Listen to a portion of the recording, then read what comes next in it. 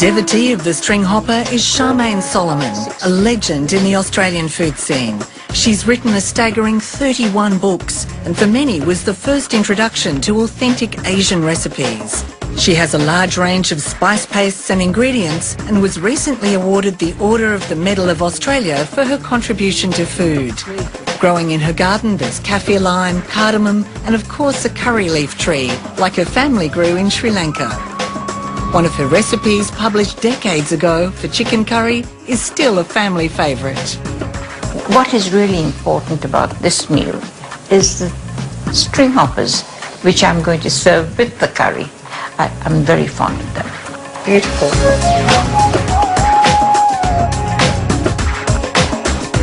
So I'm just going to quarter these and put them into the food processor.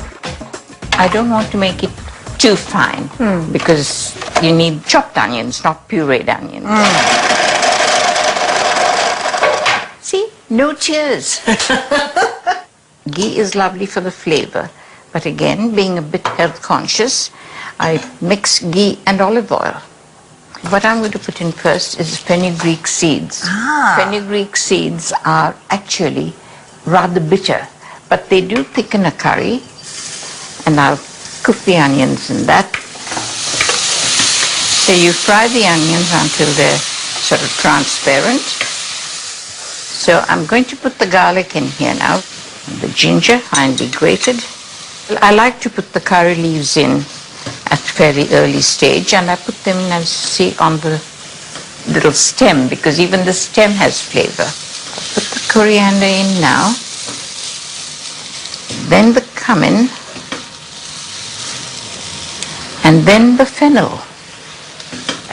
I like things to be hot, but not so that you can't taste anything else.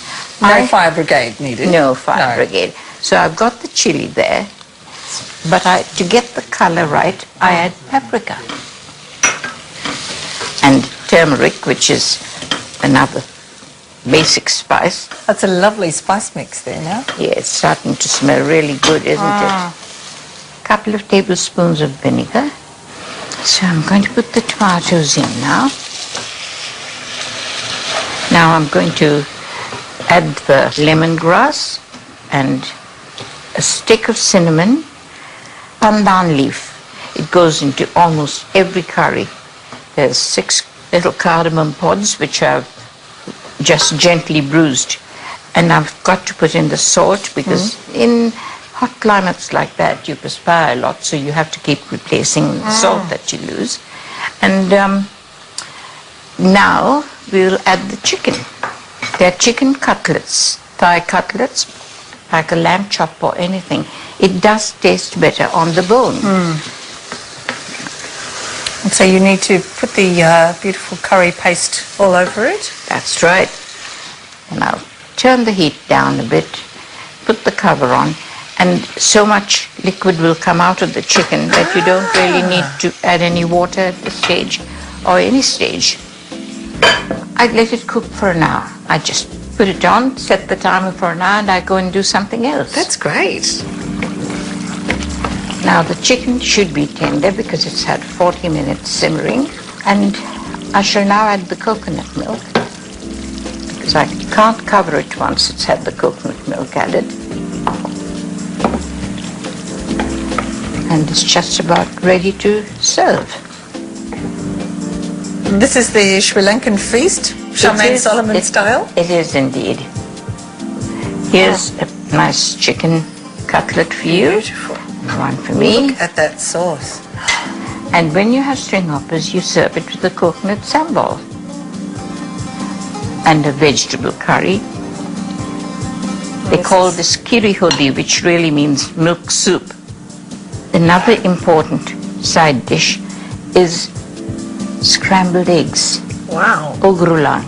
You just pick up a string hopper, make sure you've got some gravy or something on it. That's pretty easy. How's your curry taste? Beautiful. Good. It certainly is. Thank you. Of course. Yes. What else can I I'm say? very pleased with it too.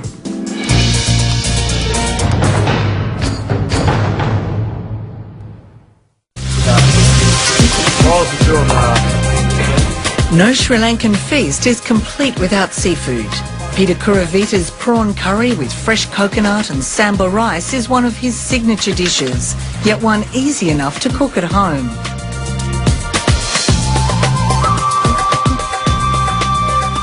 So you're going to go for the coconut oil to start, are you? I will.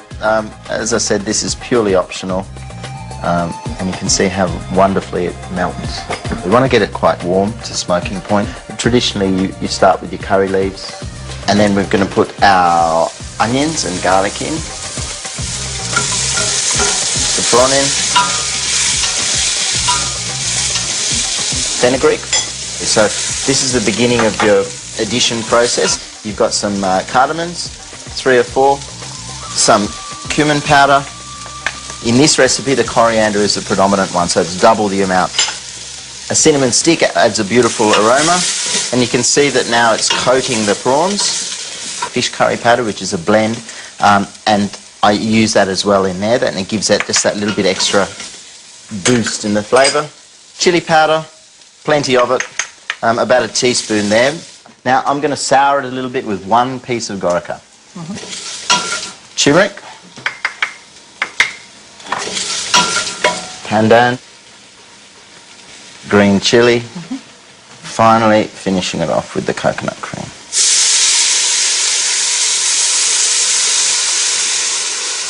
So it's salt. Now we're going to cook this, let all the flavours get into it. How long does that cook for? Probably about 8 to 10 minutes at the most. And there's a special technique where you have to crush the heads and use that as the flavouring. Like, I guess it's like fish stock of modern days, but that's where the real flavour comes from, or a bisque, French style. It's noisy and it goes for a little while, so...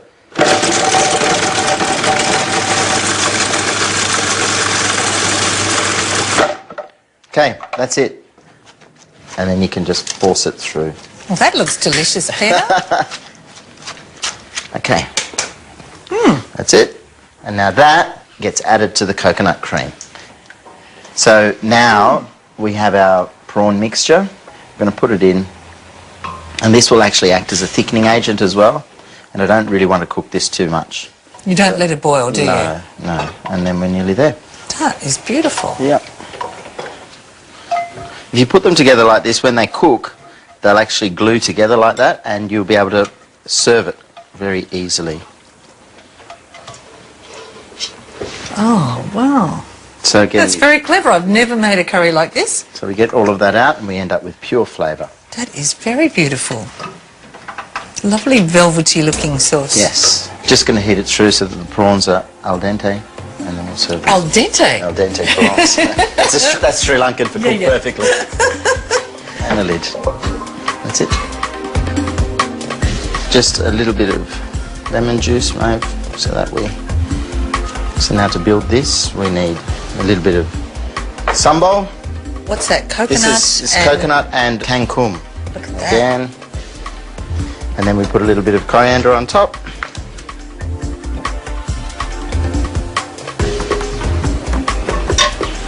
Now, it's always good to serve it with some pickles and wonderfully pungent rice.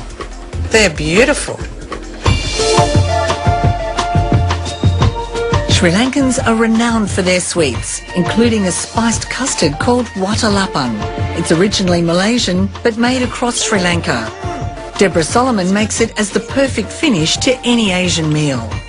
In general, Sri Lankan desserts, Well, how would you describe them? a bit over the top, actually, maybe, if you want the truth. You have to be very fond of sugar. I think they're sweet almost to extreme. I think you have to have a truly a love for the sweet.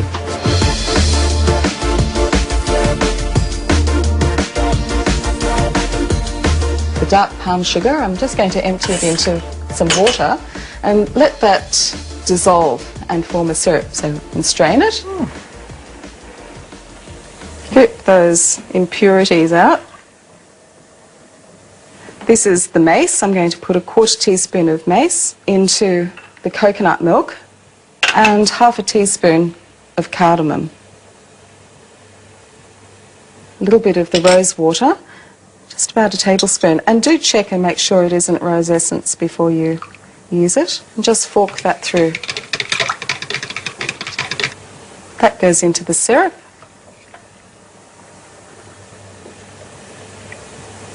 As does the cream. Going to break 4 eggs into a bowl and just lightly beat them.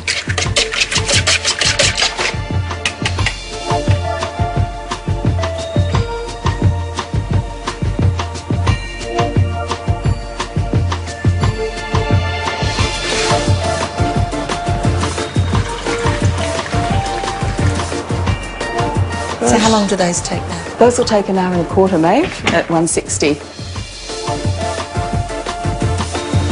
Just a little bit of palm sugar syrup, and I think it looks good and enhances that lovely flavour. Oh, it's nice and dense and silky and... I love those spices. Very nice. Tastes good to me. Gee, there's only one left. Split it with you. All right.